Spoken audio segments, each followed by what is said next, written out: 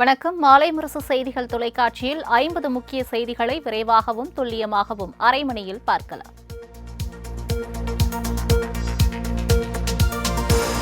தொகுதி மறுவரையறை என்பது ஒரு கட்சிக்கான பிரச்சினை அல்ல, பல மாநிலங்களின் பிரச்சினை என முதலமைச்சர் மு.க.ஸ்டாலின் தெரிவித்துள்ளார். சென்னை அண்ணா அறிவாலயத்தில் நடைபெற்ற திமுக எம்பிக்களின் கூட்டத்தில் பேசிய அவர், தொகுதி மறுவரையறையால் பாதிக்கப்படும் ஆந்திரா, கர்நாடகா, கேரளா உள்ளிட்ட 7 மாநிலங்களில் உள்ள 29 கட்சிகளுக்கு இதுகுறித்து கடிதம் அனுப்பியுள்ளதாக தெரிவித்தார். இந்த மாநிலங்களுக்கு ஒரு அமைச்சர் மற்றும் ஒரு எம்பி அடங்கிய குழுவினர் சென்று தொகுதி மறுவரையறையால் ஏற்படும் பாதிப்புகள் குறித்து மத்திய அரசுக்கு விளக்கம் அளிக்க வேண்டும் என முதலமைச்சர் தெரிவித்தார். நாடாளுமன்ற தொகுதி மறுவரையறை விவகாரத்தில் டெல்லியில் தமிழ்நாடு எம்பிக்களின் கூட்டத்தை ஒருங்கிணைக்க வேண்டும் என முதலமைச்சர் மு.க.ஸ்டாலின் தெரிவித்துள்ளார். சென்னையில் நடைபெற்ற திமுக எம்பிக்கள் கூட்டத்தில் பேசிய அவர், நாடாளுமன்ற பட்ஜெட் கூட்டத்தொடரின் 2ஆம் அமர்வில் அனைவரும் தவறாமல் கலந்து கொள்ள வேண்டும் என தெரிவித்தார். மேலும் மும்மொழி கொள்கை குறித்து நாடாளுமன்றத்தில் குரல் எழுப்ப வேண்டும் என அறிவுறுத்திய முதலமைச்சர், ஹிந்தி உட்பட எந்த மொழி குறித்தும் நாடாளுமன்றத்தில் வீண் விமர்சனம் செய்ய வேண்டாம் என்று கேட்டுக் கொண்டார்.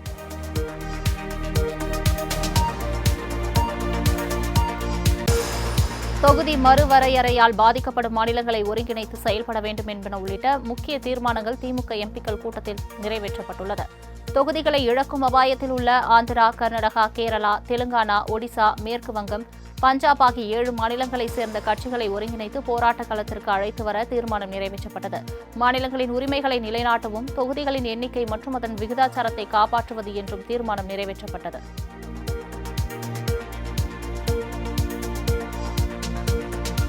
உட்கட்சி விவகாரம் குறித்து பொது வழியில் பேசக்கூடாது என முன்னாள் அமைச்சர் ராஜேந்திர பாலாஜிக்கு இபிஎஸ் மறைமுகமாக எச்சரிக்கை விடுத்துள்ளார். 2026 சட்டமன்ற தேர்தலுக்கான பணிகள், பூத் கமிட்டி அமைப்பது உள்ளிட்டவை குறித்து சென்னை ராயப்பேட்டையில் மாவட்ட நிர்வாகிகளுடன் அவர் ஆலோசனை மேற்கொண்டார்.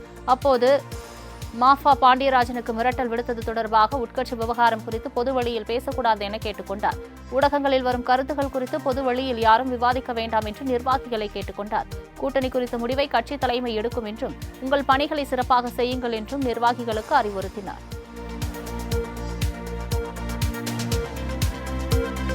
இசைஞானி இளையராஜா லண்டன் ராயல் பிலோரோமனிக் இசைக்குழுவுடன் வேலியன்ட் சிம்போனியை அரங்கேற்றியுள்ளார். 1000 திரைப்படங்களுக்கு மேல் இசையமைத்த இளையராஜா இந்திய நேரப்படி நள்ளிரவு 12:30 மணிக்கு லண்டனில் தனது சிம்போனி இசையை காற்றில் மிதக்கவிட்டு ரசிகர்களின் மனங்களில் நுழைந்தார். இதன் மூலமாக சிம்போனி இசையை அரங்கேற்றம் செய்த முதல் இந்தியர் என்ற பெருமையை இளையராஜா பெற்றுள்ளார். சிம்போனி அரங்கேற்றத்தை விவரிக்க வார்த்தைகளே இல்லை என இளையராஜா தெரிவித்துள்ளார். லண்டனில் தனது சிம்போனியை முதலாக அரங்கேற்றிய இசைஞானி இளையராஜா அங்கு நிகழ்ச்சியுடன் பேசினார். அப்போது தனது சிம்போனி அரங்கேற்றத்தை விவரிப்பதற்கு வார்த்தைகளே இல்லை என நிகழ்ச்சியுடன் கூறினார்.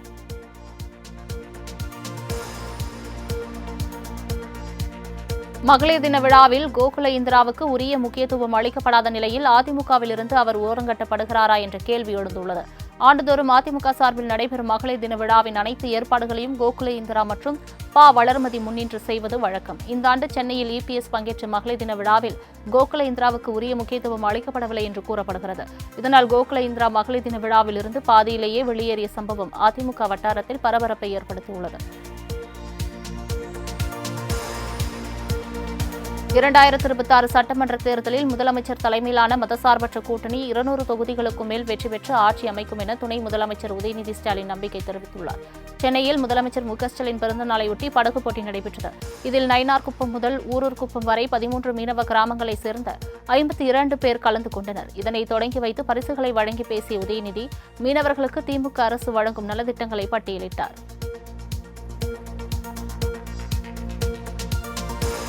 மயிலாடுதுறை மாவட்டத்திற்கு உட்பட்ட பெரம்பூர் காவல் நிலையத்தில் பணியாற்றிய போலீசார் அனைவரும் கூண்டோடு பணியிட மாற்றம் செய்யப்பட்டனர். முட்டம் கிராமத்தில் சாராய வியாபாரம் குறித்து போலீசுக்கு தகவல் தெரிவித்து தாக்கப்பட்டார். அதனை தட்டி கேட்ட ஹரிசக்தி ஆகிய 2 இளைஞர்கள் கொலை செய்யப்பட்டனர். இதில் ராஜ்குமார், தங்கத்துரை, மூவேந்தன், முனுசாமி, மஞ்சுளா ஆகியோரை போலீசார் கைது செய்து சிறையில் அடைத்துள்ளனர். இந்நிலையில் இரட்டை கொலை சம்பவத்தின் எதிரொலியாக பெரம்பூர் காவல் நிலையத்தில் பணியாற்றிய 19 பேர் கூண்டோடு பணியிட மாற்றம் செய்யப்பட்டுள்ளனர்.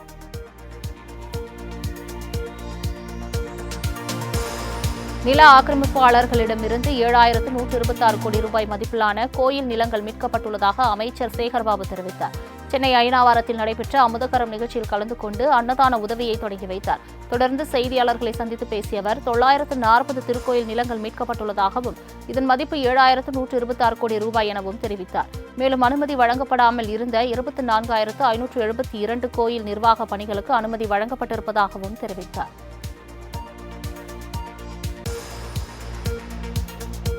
2024ஆம் ஆண்டுக்கான சிறந்த தமிழ்மொழி பெயர்ப்பாளர் விருதை பெற்றுள்ள பேராசிரியர் விமலாவுக்கு முதலமைச்சர் மு க ஸ்டாலின் வாழ்த்து தெரிவித்துள்ளார். இதுகுறித்து எக்ஸ் பக்கத்தில் வாழ்த்து தெரிவித்துள்ள அவர், எனது ஆண்கள் என்ற நூலுக்காக சிறந்த தமிழ் மொழிபெயர்ப்பாளருக்கான விருது பெற்றுள்ள விமலாவுக்கு வாழ்த்துகள் தெரிவிப்பதாகவும், கல்விப்புலத்திலிருந்து இலக்கிய மொழிபெயர்ப்புகளில் ஈடுபடும் அவரின் பாராட்டத்தக்க பணி தொடர வேண்டும் எனவும் குறிப்பிட்டுள்ளார்.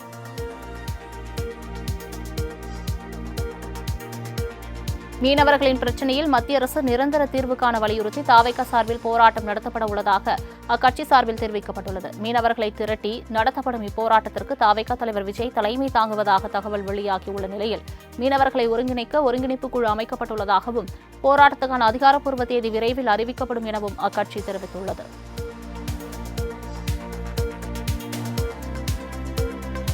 ஹிந்தி திணிப்பை கண்டுபிடித்தால் 99 லட்சம் பரிசு வழங்கப்படும் என திருப்பூரில் பாஜக சார்பில் போஸ்டர்கள் ஒட்டப்பட்டுள்ளன. பாஜகவின் மும்மொழி கொள்கைக்கு தமிழகத்தில் பல்வேறு அரசியல் கட்சிகள் எதிர்ப்பு தெரிவித்து வரும் நிலையில் தமிழகம் முழுவதும் பாஜக சார்பில் மண்டலம் வாரியாக கையெழுத்து இயக்கம் நடத்தப்பட்டது. இந்நிலையில் திருப்பூர் மாவட்ட நிர்வாகிகளின் புகைப்படத்துடன் தென்னம்பாளையம், பழைய பேருந்து நிலையம் உள்ளிட்ட இடங்களில் போஸ்டர்கள் ஒட்டப்பட்டுள்ளது.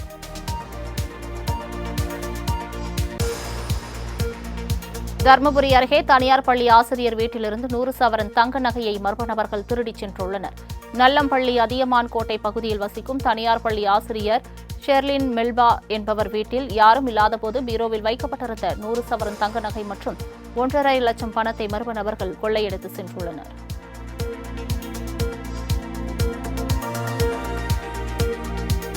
சேலம் மாநகராட்சி ஆணையராக இளங்கோவன் நியமிக்கப்பட்டதில் பல்வேறு விதிமீறல்கள் நடைபெற்றுள்ளதாக பாமக தலைவர் அன்புமணி ராமதாஸ் குற்றம் சாட்டியுள்ளார். இதுகுறித்து அவர் வெளியிட்ட அறிக்கையில், இந்திய ஆட்சிப் பணியில் இல்லாத அதிகாரி இளங்கோவன் சேலம் மாநகராட்சி ஆணையராக நியமிக்கப்பட்டுள்ளார். இதில் பல்வேறு விதிமீறல்கள் நடைபெற்றுள்ள நிலையில் இந்த ஆணையை தமிழக அரசு ரத்து செய்ய வேண்டும் என தெரிவித்துள்ளார். மேலும் உரிய அதிகாரிகள் கொண்டு அனைத்து மாநகராட்சி ஆணையர் பணியிடங்களுக்கு நிரப்ப வேண்டும் எனவும் வலியுறுத்தியுள்ளார்.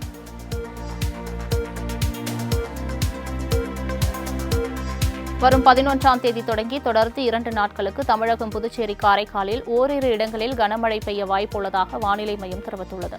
வளிமண்டல மேலடுக்கு சுழற்சி காரணமாக தென் மாவட்டங்களான கன்னியாகுமரி, திருநெல்வேலி, தென்காசி உள்ளிட்ட 4 மாவட்டங்களில் மிக கனமழைக்கு, விருதுநகர், தஞ்சாவூர் உள்ளிட்ட 8 மாவட்டங்களில் கனமழை பெய்யும் என்று தெரிவிக்கப்பட்டுள்ளது.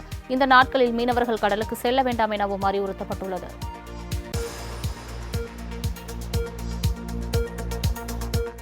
கோடைக்கால வெப்பத்தை தணிக்கும் வகையில் சென்னையில் 14 இடங்களில் பசுமை பந்தல் அமைக்கப்பட உள்ளது. கோடைக்காலம் தொடங்க உள்ள நிலையில் வாகன ஓட்டிகளின் நலனை கருத்தில் கொண்டு சென்னை மாநகராட்சி சார்பில் பசுமை பந்தல் அமைக்கப்பட்டு வருகிறது. முதற்கட்டமாக அண்ணா நகர், அடையாறு, வேப்பேரி உள்ளிட்ட 14 இடங்களில் 6 மீட்டர் நீளம் மற்றும் 5.5 மீட்டர் உயரத்தில் பசுமை பந்தல் அமைக்கப்பட்டுள்ளது.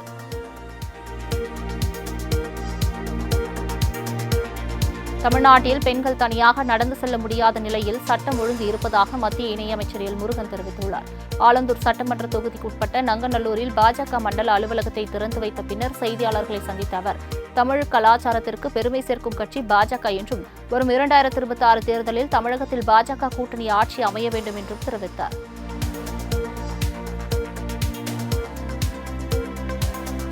போதைப் பொருட்களுக்கு முற்றுப்புள்ளி வைக்க வேண்டி அரசு மணமகிழ் மன்றங்களை திறப்பது வெட்கக்கேடானது என்று தமாக தலைவர் ஜி கே வாசன் சாடியுள்ளார். கோவையில் செய்தியாளர்களிடம் பேசிய அவர், திமுக தேர்தல் வாக்குறுதிகளை நிறைவேற்றாமல் மக்களை குழப்ப தொகுதி மறுசீரமைப்பு விவகாரத்தை கையில் எடுத்துள்ளதாக குற்றம் சாட்டினார். மேலும் தமிழகத்தில் பண வசதி படைத்தவர்களின் குழந்தைகள் 3வது மொழி கற்கும்போது அரசு பள்ளி மாணவர்கள் 3வது மொழி கற்கக்கூடாதா என்று ஜி கே வாசன் கேள்வி எழுப்பியுள்ளார்.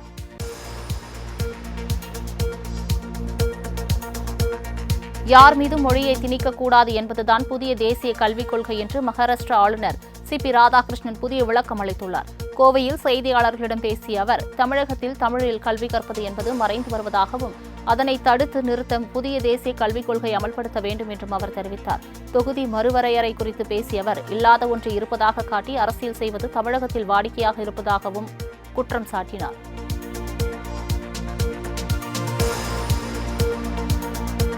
தமிழகம் முழுவதும் பறவைகள் கணக்கெடுப்பு பணி நடைபெற்றது. திருவாரூர் மாவட்டம் முத்துப்பேட்டையில் அலையாத்திக்காடு, லகுன், மரவக்காடு, தொண்டியக்காடு உட்பட 10க்கும் மேற்பட்ட இடங்களில் பறவைகள் கணக்கெடுப்பு பணி நடைபெற்றது. வேதாரண்யம் அடுத்த கோடியக்கரை பறவைகள் சரணாலயத்தில் பல்வேறு குழுக்களாக பிரிக்கப்பட்டு கணக்கெடுப்பு பணி நடைபெற்றது. இதேபோல் தேனியில் ஈரநிலங்கள் மற்றும் தரைவாழ் பறவைகள், நீர்க்காகம், அரிவாள் மூக்கன், நத்தை கொத்தி, நாரை, சாம்பல் கொக்கு மற்றும் வெளிநாட்டு பறவைகள் என ஏராளமான பறவைகள் மாணவ மாணவிகள், பேராசிரியர்கள், தன்னார்வலர்கள் உள்ளிட்டோர் கணக்கெடுத்தனர்.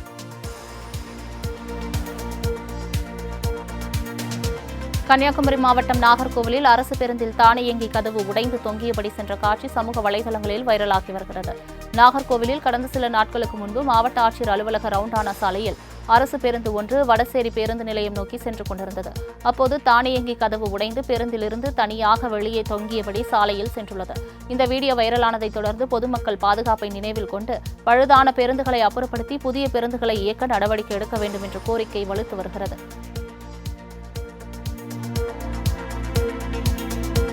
குடியாத்தம் அருகே சாமி கும்பிடும்போது தேனீக்கள் கொட்டியதில் ஒருவர் பரிதாபமாக உயிரிழந்த சம்பவம் சோகத்தை ஏற்படுத்தியுள்ளது. வேலூர் மாவட்டம் குடியாத்தம் அடுத்த பரவக்கல் கிராமத்தில் உள்ள கன்னிக்கோவிலில் அப்பகுதி மக்கள் சாமி கும்பிடும்போது சாம்பிராணி புகை போட்டுள்ளனர். இதனால் கூட்டிலிருந்து வெளியேறிய தேனீக்கள் அங்கிருந்தவர்களை கொட்டியது. இதில் செந்தில்குமார் என்பவருக்கு படுகாயம் ஏற்பட்டு மருத்துவமனையில் அனுமதிக்கப்பட்டுள்ள நிலையில் சிகிச்சை பலனின்றி உயிரிழந்தார். காயமடைந்த 5 பெண்கள் உட்பட 12 பேர் சிகிச்சை பெற்று வருகின்றனர்.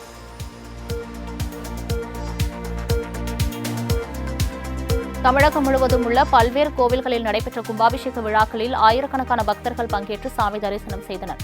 தஞ்சை திருவிடைமருதூரில் உள்ள ஆப்த சகாயேஸ்வரர் கோவிலில், அதே பகுதியில் உள்ள வீரனார் கோவில் மற்றும் மருங்குளத்தில் கிராம மக்களால் எழுப்பப்பட்ட கோவில்களுக்கு கும்பாபிஷேகம் நடைபெற்றது. இதேபோல் சேலம் மாவட்டம் எடப்பாடி அருகே உள்ள அங்காளம்மன் கோவில், ராணிப்பேட்டை மாவட்டம் அரக்கோணத்தில் உள்ள முருகன் கோவில், திண்டுக்கல் வைஷ்ணவி காளியம்மன், நாகை ஆந்தக்குடி சோமேஸ்வர சுவாமி மற்றும் திருவண்ணாமலை கீழ்பெண்ணாத்தூர் ரேணுகம்மாள் கோவில்களில் கும்பாபிஷேகம் நடைபெற்றது.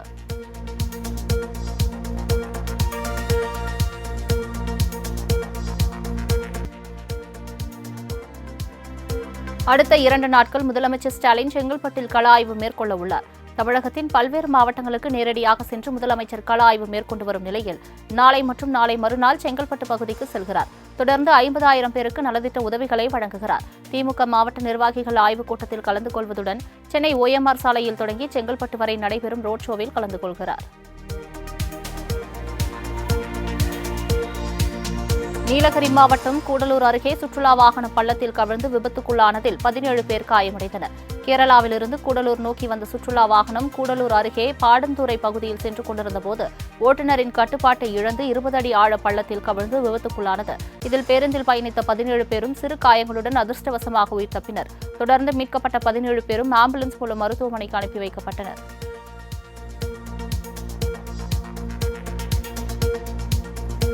சமயபுரத்தில் பச்சை பட்டினி விரதத்தை தொடங்கியுள்ள மாரியம்மனுக்கு பக்தர்கள் பூக்களை காணிக்கையாக செலுத்தி பரவசமடைந்தனர். பிரசித்தி பெற்ற சமயபுரம் மாரியம்மன் கோவிலில் பூச்சொரிதல் விழா கோலாகலமாக தொடங்கியது. இதையொட்டி உலக நன்மை வேண்டி மாரியம்மன் இன்று முதல் 28 தினங்களுக்கு பச்சை பட்டினி விரதத்தை தொடங்கியுள்ளார். இந்நிலையில் ஆயிரக்கணக்கான பக்தர்கள் யானையின் மீது பூத்தட்டுகளை வைத்தும் கையில் ஏந்தியும் தேரோடும் வீதியில் ஊர்வலமாக வந்து அம்மனுக்கு பூக்களை சாற்றி பரவசமடைந்தனர். திருவண்ணாமலை அண்ணாமலையார் கோவிலில் இன்று விடுமுறை நாள் என்பதால் அதிகாலை முதலே பக்தர்கள் கூட்டம் அலைமோதியது. தமிழகம் மட்டுமல்லாது வெளி மாநிலங்களில் இருந்தும் பக்தர்கள் அதிக அளவில் வருகை தந்த நிலையில் பக்தர்கள் நீண்ட வரிசையில் காத்திருந்து சாமி தரிசனம் செய்தனர். அதிகாலையில் அண்ணாமலையார் கோயில் நடை திறக்கப்பட்டு அண்ணாமலையாருக்கும் பராசக்தி அம்பாளுக்கும் தீப ஆராதனை நடைபெற்றது.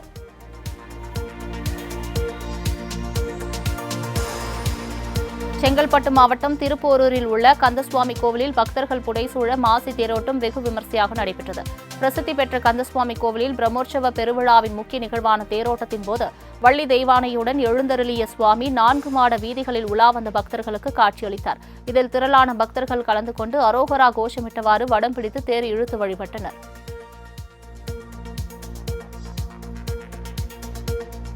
திருச்செந்தூர் சுப்பிரமணிய சுவாமி கோவிலில் மாசி திருவிழாவையொட்டி சுவாமி சண்முகர் வெட்டிவேர் சப்பரத்தில் பக்தர்களுக்கு காட்சியளித்தார். மாசி திருவிழா கடந்த 3ஆம் தேதி கொடியேற்றத்துடன் தொடங்கிய நிலையில் ஒவ்வொரு நாளும் சுவாமியும் அம்பாளும் பக்தர்களுக்கு காட்சியளித்து வருகின்றனர். இதன் 7ஆம் நாளான இன்று வெட்டிவேர் சப்பரத்தில் அருள் பாலித்த சாமிகளை பக்தர்கள் அரோகரா கோஷமிட்டு வழிபட்டனர்.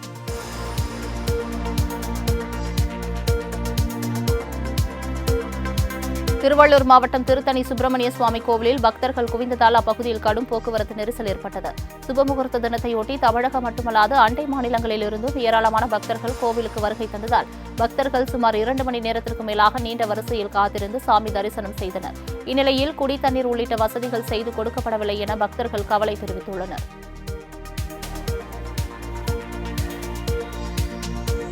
மாசி மாத உற்சவத்தின் 6ஆம் நாள் நிகழ்வாக காஞ்சி காமாட்சி அம்மன் தங்கக்கிளி வாகனத்தில் உலா வந்து பக்தர்களுக்கு காட்சி கொடுத்தார். உலக பிரசித்தி பெற்ற காஞ்சிபுரம் காமாட்சி அம்மன் கோவிலில் மாசி மாதம் பிரம்மோற்சவ விழா வெகு விமர்சையாக நடைபெற்று வருகிறது. இந்நிலையில் விழாவின் 6ஆம் நாள் நிகழ்வாக காமாட்சி அம்மனின் தங்கக்கிளி வாகனம் உலா வெகு விமர்சையாக நடைபெற்றது. முன்னதாக சிறப்பு அலங்காரத்தில் தங்கக்கிளி வாகனத்தில் எழுந்தருளிய அம்பாள் நகரின் முக்கிய வீதிகளில் உலா வந்து பக்தர்களுக்கு காட்சியளித்தார். கிருஷ்ணகிரி மாவட்டம் தேன்கனிக்கோட்டை அருகே நடத்தப்பட்ட பாரம்பரிய எருதாட்ட விழாவை பொதுமக்கள் உற்சாகமாக கண்டுகளித்தனர். துர்க்கம் கிராமத்தில் மல்லிகார்ஜுன சாமி கோயில் தேர் திருவிழாவை ஒட்டி எருதாட்டம் நடைபெற்றது. இதில் தமிழகம், கர்நாடகா என பல்வேறு பகுதிகளில் இருந்து வந்திருந்த 500க்கும் மேற்பட்ட காளைகள் பங்கேற்றன. வண்ணத்தோரணம் மற்றும் பலூன்களால் அலங்கரிக்கப்பட்ட காளைகள் கூட்டத்தின் நடுவே சீறி பாய்ந்ததோடியதை அங்கு கூடியிருந்த மக்கள் ஆரவாரத்துடன் கண்டு ரசித்தனர்.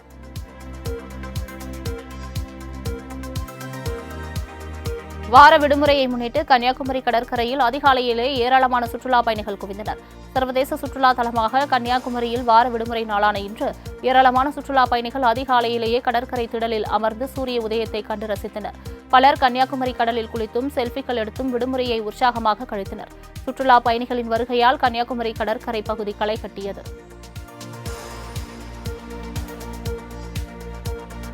வார விடுமுறை தினத்தையொட்டி தென்காசி மாவட்டம் குற்றாலத்தில் குவிந்த சுற்றுலா பயணிகள் அருவிகளில் குளித்து மகிழ்ச்சி அடைந்தனர். தென்காசி மாவட்டம் மற்றும் சுற்றுவட்டார பகுதிகளில் கடந்த சில தினங்களாக வெயிலின் தாக்கம் அதிகரித்து காணப்பட்டு வரும் நிலையில் குற்றால அருவிகளில் நீர்வரத்து சீராக இருந்து வருகிறது. இந்நிலையில் வெப்பத்தை தணிக்கும் வகையில் விடுமுறை தினத்தில் குவிந்த சுற்றுலா பயணிகள் மெயின் அருவி, பழைய குற்றாலம், 5 அருவிகளில் குடும்பத்தினருடன் குளித்து மகிழ்ந்தனர்.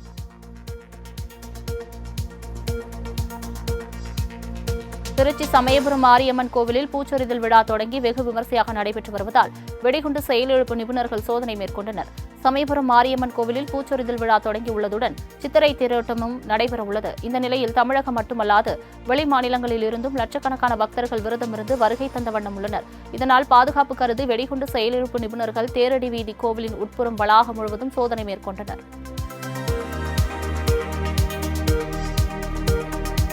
கிருஷ்ணகிரி மாவட்டம் பர்கூரில் போலீசாரின் முகத்தில் குத்திய போதை ஆசாமியால் பரபரப்பு ஏற்பட்டது. பர்கூர் பேருந்து நிலையத்திற்கு மது போதையில் வந்த வல்லரசு என்ற இளைஞர் பெண்களிடம் தகராறு செய்ததாக கூறப்படுகிறது. அங்கிருந்த போலீசார் இளைஞரை பைக்கில் காவல் நிலையத்திற்கு அழைத்து செல்ல முயன்றனர்.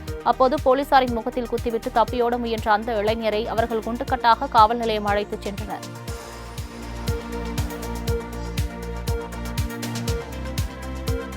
நாடாளுமன்ற பட்ஜெட் கூட்டத்தொடரின் 2ஆம் பகுதி நாளை தொடங்க உள்ளது. கடந்த மாதம் 1ஆம் தேதி நிதியமைச்சர் நிர்மலா சீதாராமன் 2025-26ஆம் ஆண்டுக்கான பட்ஜெட்டை தாக்கல் செய்தார். இந்நிலையில் நாளை மீண்டும் கூட உள்ள பட்ஜெட் கூட்டத்தொடர் ஏப்ரல் 4ஆம் தேதி வரை நடைபெறுகிறது. இதில் தொகுதி மறுவரையறை திட்டம், மும்மொழி கொள்கை என்ற பெயரில் ஹிந்தியை திணிக்கும் முயற்சியை கைவிட வலியுறுத்தியும் காங்கிரஸ், திமுக உள்ளிட்ட கட்சிகள் பிரச்சினைகளை கிளப்ப தயாராக உள்ளன.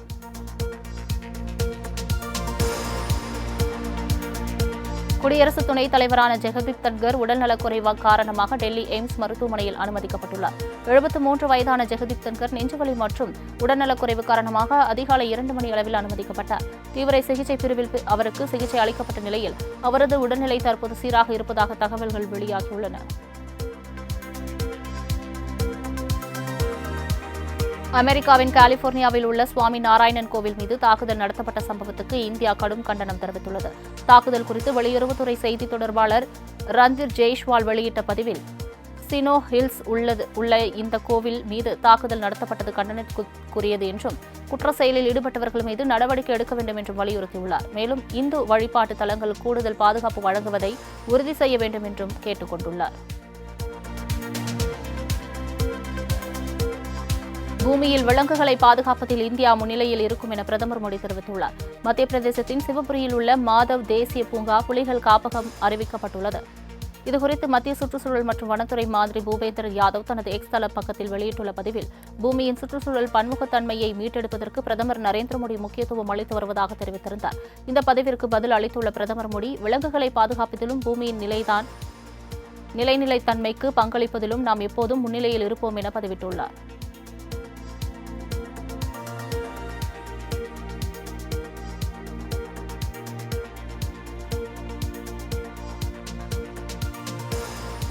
பான் மசாலா விளம்பரத்தில் நடித்த ஷாருக் கான் உள்ளிட்ட நடிகர்களை நேரில் ஆஜராக ஜெய்ப்பூர் நுகர்வோர் ஆணையம் உத்தரவிட்டுள்ளது. உடல்நலத்திற்கு தீங்கு விளைவிக்கும் பான் மசாலா குறித்த தவறான தகவல்களை கூறி விளம்பரங்களில் நடிக்கும் நடிகர்கள் மற்றும் நிறுவனத்தின் மீது நடவடிக்கை எடுக்க வலியுறுத்தி தாக்கல் செய்யப்பட்ட மனுவை விசாரித்த நீதிமன்றம் வரும் 19ஆம் தேதி ஷாருக் கான், அஜய் தேவ்கான், டைகர் ஷெராப் மற்றும் ஜெப் இன்ஸ்டிரிஸ் உள்ளிட்டோர் உரிமையாளர் விமல்குமார் அகர்வால் ஆகியோர் நேரில் ஆஜராகி விளக்கம் அளிக்க உத்தரவிட்டுள்ளது. ஒருநாள் கிரிக்கெட் வரலாற்றில் டாஸில் தொடர்ச்சியாக அதிக தோல்விகளை சந்தித்த கேப்டன் என்ற இடத்தை ரோஹித் சர்மா பெற்றுள்ளார். துபாய் ஐசிசி சாம்பியன்ஸ் டிராபி தொடரின் இறுதிப் போட்டியில் இந்தியா நியூசிலாந்து இடையிலான இறுதிப் போட்டியில் நியூசிலாந்து அணி டாஸ் வென்றது. இதன் மூலம் ஒருநாள் கிரிக்கெட் வரலாற்றில் டாஸில் தொடர்ச்சியாக அதிக தோல்விகளை சந்தித்த கேப்டன் என்ற மோசமான சாதனையில் பிரையன் லாராவுடன் இணைந்து இந்திய அணியின் கேப்டன் ரோஹித் முதலிடத்தை பகிர்ந்து கொண்டுள்ளார். காசா விற்பனைக்கு அல்ல என அமெரிக்க அதிபர் டொனால்டு டிரம்புக்கு பாலஸ்தீன குழுவினர் எச்சரிக்கை விடுத்துள்ளனர். ஹமாஸ் அமைப்பினர் தங்கள் வசமுள்ள இஸ்ரேலிய பணைய கைதிகளை அனைவரையும் விடுவிக்க வேண்டும், இல்லையென்றால் காசாவை கைப்பற்றி அதனை மத்திய கிழக்கின் சுற்றுலா தளமாக்குவோம் என டிரம்ப் எச்சரிக்கை விடுத்திருந்தார். இதற்கு பதிலடி கொடுக்கும் விதமாக ஸ்காட்லாந்து நாட்டில் டிரம்புக்கு சொந்தமான கோல்ஃப் மைதானத்திற்குள் புகுந்து பாலஸ்தீனியர்கள் அங்குள்ள புல்வெளி பகுதியில் காசா விற்பனைக்கு இல்லை என எழுதி வைத்ததோடு காசாவை தனது சொத்தாக கருத முயற்சித்தால் டிரம்பின் சொத்துக்கள் சூறையாடப்படும் என எச்சரித்துள்ளனர்.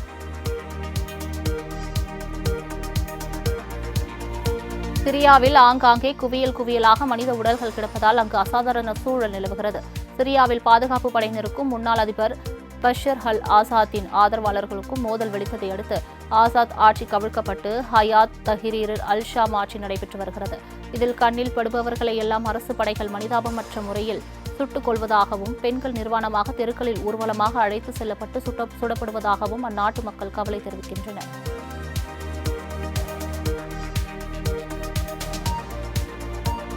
25வது திருமண நாளையொட்டி நடிகர் சுந்தர் சி மற்றும் குஷ்பு தம்பதியினர் பழனி முருகன் கோவிலில் சாமி தரிசனம் செய்தனர். நடிகரும் இயக்குநருமான சுந்தர் சி தனது திருமண நாளையொட்டி பழனி முருகன் கோவிலுக்கு வருகை தந்தார். அப்போது முடி காணிக்கை செலுத்தியதைத் தொடர்ந்து சுந்தர் சியின் குடும்பத்தினர் சாமி தரிசனம் செய்தனர். பின்னர் அவர் சார்பில் பக்தர்களுக்கு அன்னதானம் வழங்க நன்கொடை வழங்கப்பட்டது. பழனி கோவிலில் சுந்தர் சி மற்றும் நடிகை குஷ்புவை பார்த்த ரசிகர்கள் அவர்களுடன் செல்ஃபி எடுத்துக் கொண்டனர்.